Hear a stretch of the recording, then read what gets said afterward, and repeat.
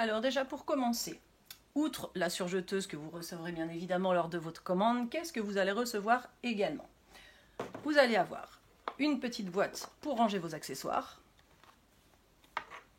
un petit tournevis qui va vous permettre de mettre ou défaire les aiguilles, un tournevis pour monter ou démonter votre plaque à aiguille, une petite balayette pour éventuellement dépoussiérer la machine, ce qui sert énormément, une pincette qui va vous aider à enfiler la machine.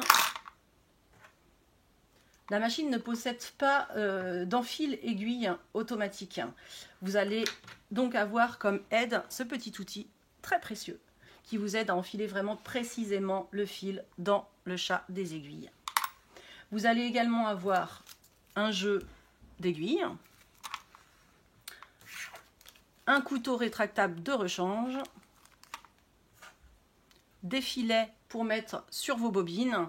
Alors, à quoi ça sert ces filets? C'est simple, c'est pour les cônes de fil qui glissent un peu trop facilement.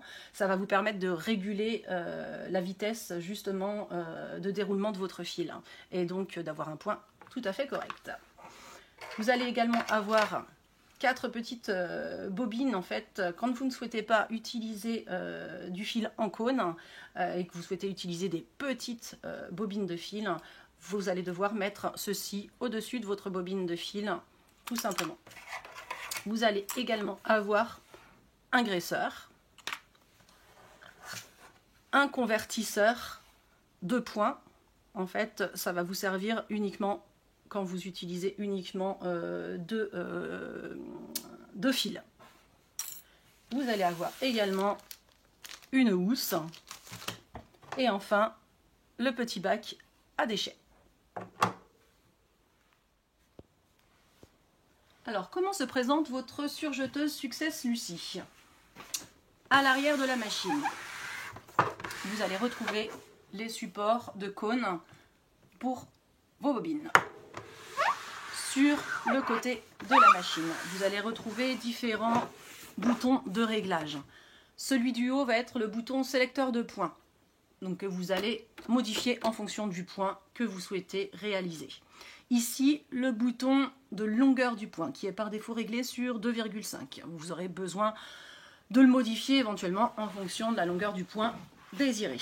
Ici, vous avez le bouton du différentiel. Il est réglé sur la position N par défaut, c'est-à-dire pour tous les tissus dits classiques, comme les cotons, par exemple, et les tissus qui ne sont ni extensibles, ni qui ont tendance non plus à se froncer. Donc vous aurez besoin également de le régler en fonction du tissu utilisé. Ici, vous avez le volant. Vous en aurez besoin quasiment uniquement que pour mettre vos aiguilles en position haute pour l'enfilage. Ensuite, sur le devant de la machine, ici vous allez retrouver les boutons de tension du fil que vous n'aurez quasiment jamais à régler puisque la tension se fait automatiquement sur cette machine en fonction du point que vous sélectionnez avec le bouton de sélection de points ici. Alors, si toutefois vous aviez besoin de régler la tension du fil, c'est simple, vers le haut vous augmentez la tension, vers le bas vous diminuez la tension du fil. Ici vous avez le fil de l'aiguille gauche, le fil de l'aiguille droite, le fil du boucleur supérieur et ici le fil du boucleur inférieur. Chacun ont un code couleur, alors pourquoi? C'est simple, c'est uniquement pour vous faciliter l'enfilage. Parce que vous allez devoir suivre un chemin bien spécifique avec des petits codes couleurs qui vous indiquent par où doivent passer vos fils. Vous avez également sur l'envers du capot ici un petit schéma qui vous rappelle exactement où doivent passer chaque fil. C'est très simple, on verra ça tout à l'heure au moment de l'enfilage de la machine. Vous verrez plus en détail exactement de quoi il s'agit. Ensuite, ici, vous allez retrouver un petit bouton qui est celui de la largeur de coupe de votre tissu. Alors c'est simple, si vous le réglez sur 5,5, la largeur de coupe sera moindre que si vous le réglez évidemment sur 6,5. Vous avez également une position N, qui est la position par défaut de la machine. Ici, vous allez avoir le petit bouton de languette de points. Alors, il est pour tous les points réglé sur le N.